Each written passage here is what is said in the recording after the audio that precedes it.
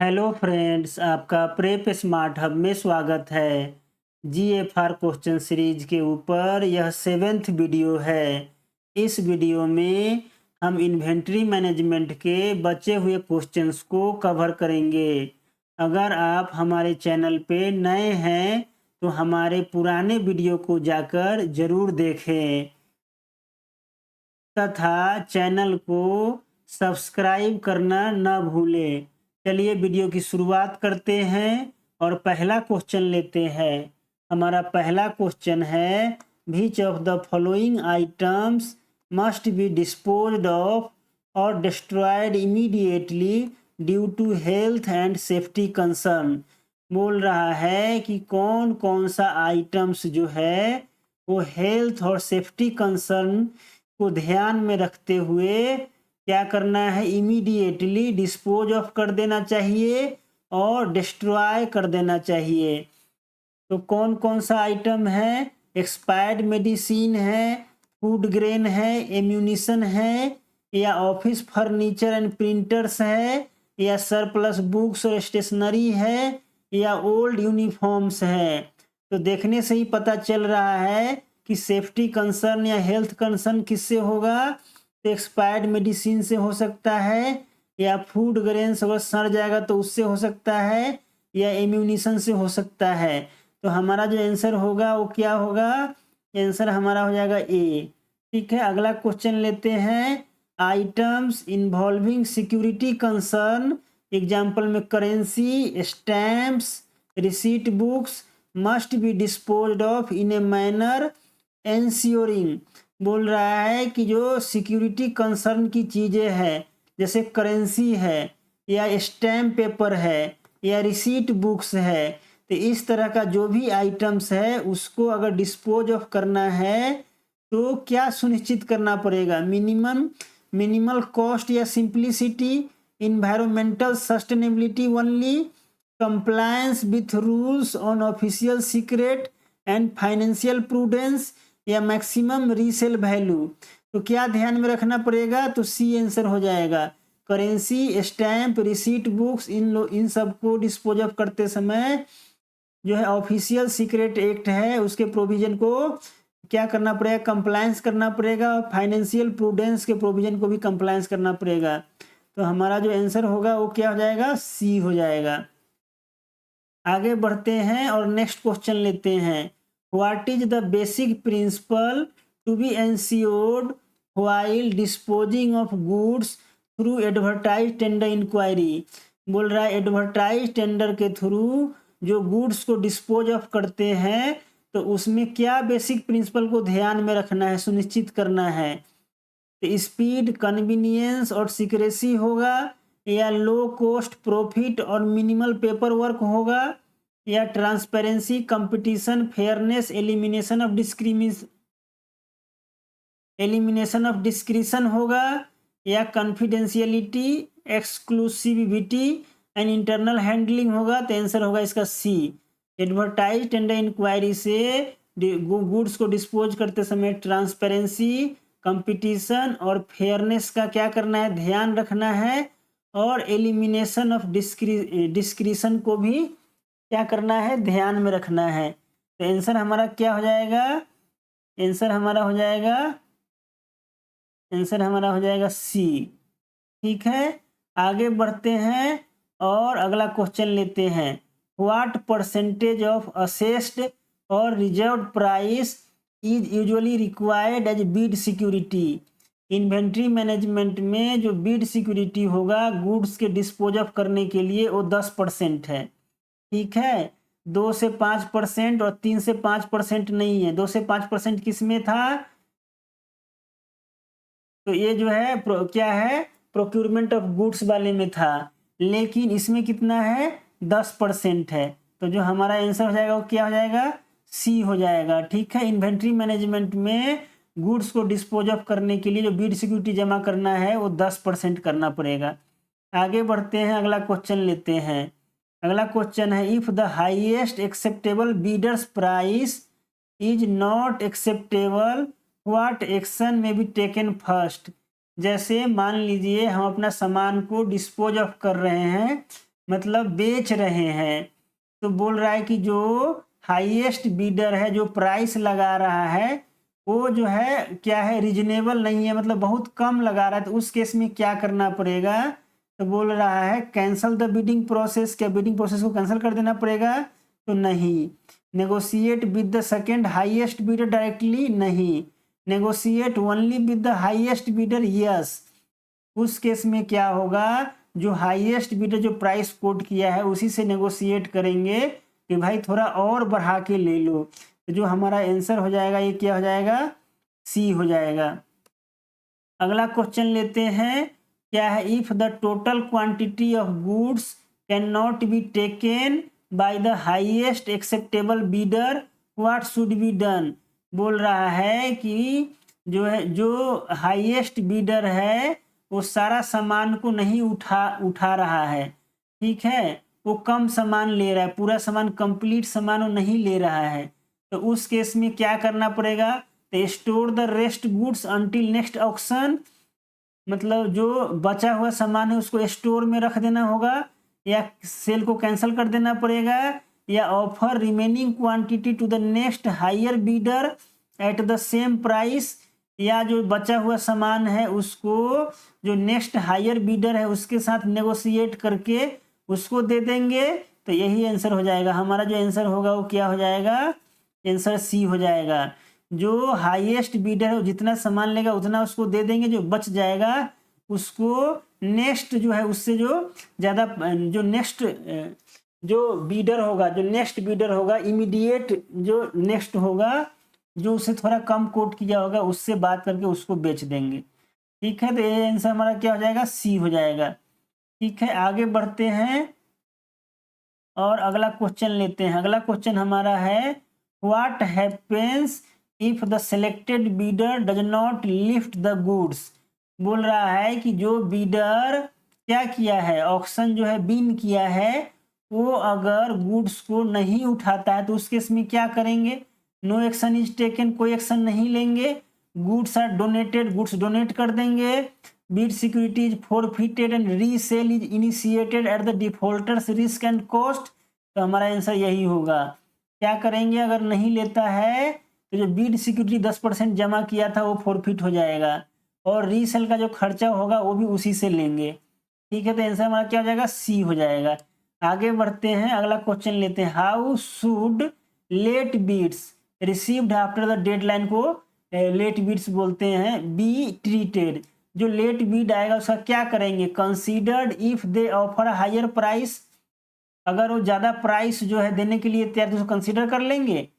तो नहीं। Evaluated with legal advice, या लीगल एडवाइस लेकर के इवेल्युएट करेंगे? तो नहीं।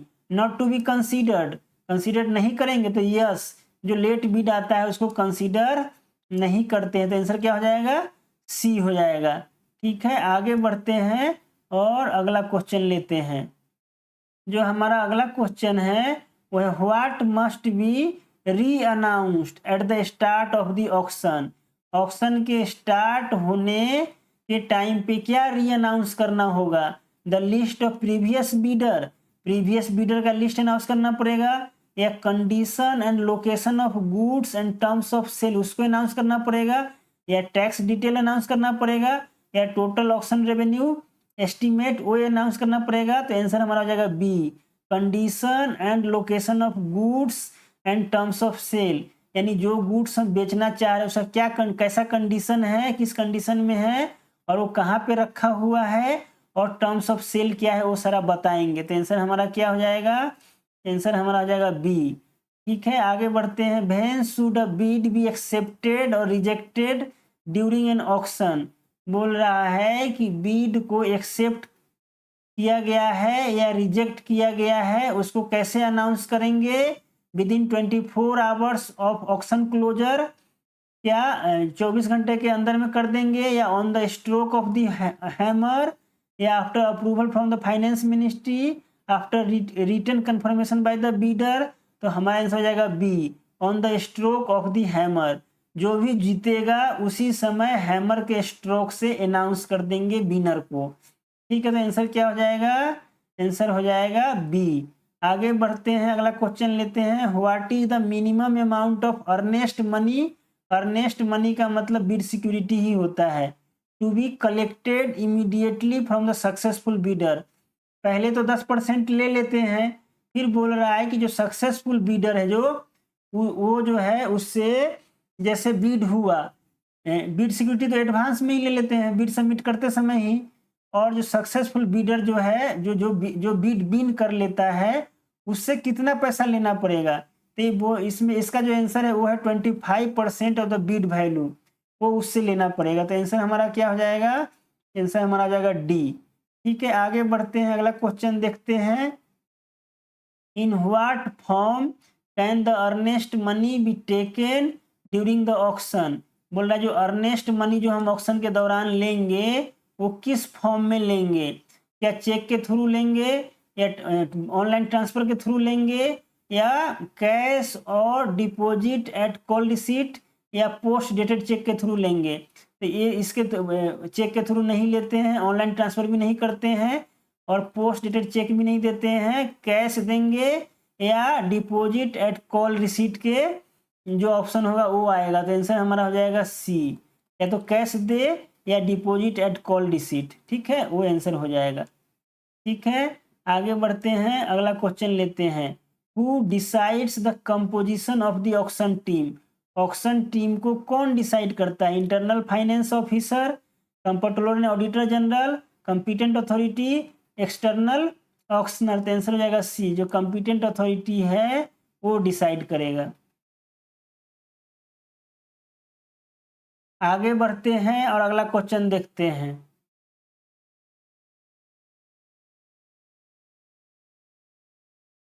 अगला क्वेश्चन है 13 number. Which officer must be included in the auction team? मतलब किस ऑफिसर को क्या करना है? ऑक्शन टीम में रखना ही रखना है, उसको छोड़ना नहीं है, कंपलसरी है। तो क्या लीगल एडवाइजर होगा? तो नहीं। स्टोर कीपर होगा? तो नहीं। सिक्योरिटी ऑफिसर होगा? तो नहीं। क्या होगा? Officer from the internal finance being, यानी आंसर क्या हो जाएगा? सी हो जाएगा। आगे बढ़ते हैं, अगला क्वेश्चन देखते हैं। इफ अ मिनिस्ट्री और department is enable to sell surplus obsolete unserviceable items through tender और auction, what can it do next? बोल रहा है obsolete unserviceable item, surplus item को डिपार्टमेंट मिनिस्ट्री जो है टेंडर या ऑक्शन के थ्रू क्या करना है? सेल करने में असमर्थ है, तो क्या करेगा? स्टोर द आइटम्स इनडेफिनेटली, या आइटम को इनडेफिनिट टाइम के लिए स्टोर करते रहेगा, या डोनेट कर देगा आइटम को, या dispose of them at scrap value with the approval of competent authority and finance division. तो यही आंसर होगा।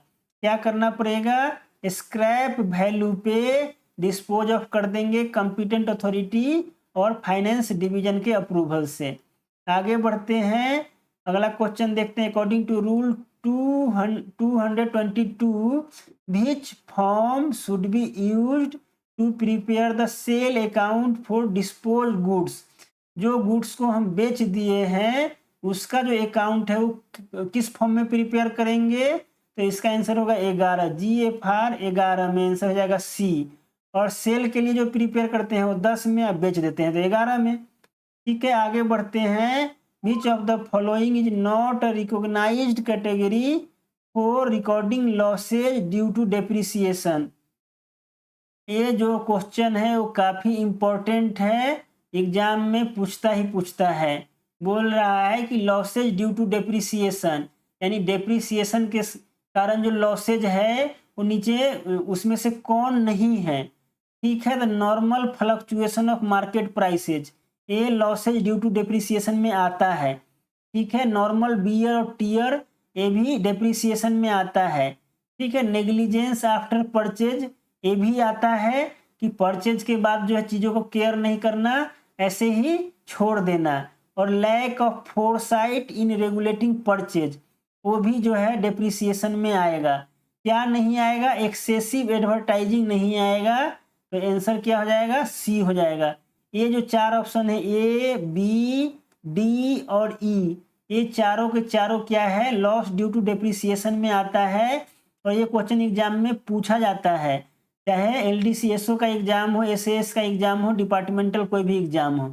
ठीक है, अगला और आखिरी क्वेश्चन है, which of the following is a category of losses not due to depreciation. इससे पहले था लॉसेज ड्यू टू डेप्रिसिएशन, यानी डेप्रिसिएशन के कारण कौन कौन से लॉसेज होता है। ठीक है, डेप्रिसिएशन के कारण कौन कौन से लॉसेज होता है, और यह कौन कौन सा लॉसेज डेप्रिसिएशन के अंदर नहीं आता है। तो लॉसेज ड्यू टू थेफ्ट और फ्रॉड, और कोई चोरी हो गया तो वो जो है डेप्रिसिएशन में नहीं आएगा। ठीक है, तो बोल रहा है कि losses not due to depreciation में कौन कौन है, तो ये भी जो थेफ्ट वाला है वो भी नॉट ड्यू टू डेप्रिसिएशन में आता है। लॉसेज ड्यू टू नेग्लेक्ट, ये भी जो है नॉट ड्यू टू डेप्रिसिएशन में आता है। परचेज आफ्टर नेग्लिजेंस वो आता है ड्यू टू डेप्रिसिएशन में, लेकिन लॉसेज ड्यू टू नेग्लेक्ट ये आता है नॉट ड्यू टू डेप्रिसिएशन में। लॉसेज ड्यू टू डैमेज ये भी नॉट ड्यू टू डेप्रिसिएशन में आएगा। Losses due to force majeure condition, जैसे फायर, फ्लड, इनेमी एक्शन, इस सबसे जो बर्बाद हो जाएगी चीजें वो नॉट ड्यू टू डेप्रिसिएशन में आएगा। Anticipated losses on account of obsolescence of stores और of purchase in excess of requirement, जैसे स्टोर्स में रिक्वायरमेंट से ज़्यादा सामान खरीद लिए हैं और वो सामान अब जो है कोई यूज का नहीं रह गया है, तो ये भी किस में आएगा, नॉट ड्यू टू डेप्रिसिएशन में। ये तो डेप्रिसिएशन में नहीं आएगा, डेप्रिसिएशन में वो चीज़ आता है जिसको हम यूज कर रहे हैं वो डेप्रिसिएट हो रहा है। ऐसा नहीं कि हम जरूरत से ज़्यादा सामान खरीद लिए और जो है वो उसका कोई यूज ही नहीं हुआ, ऐसे ही खराब हो गया, तो वो नॉट ड्यू टू डेप्रिसिएशन में आएगा।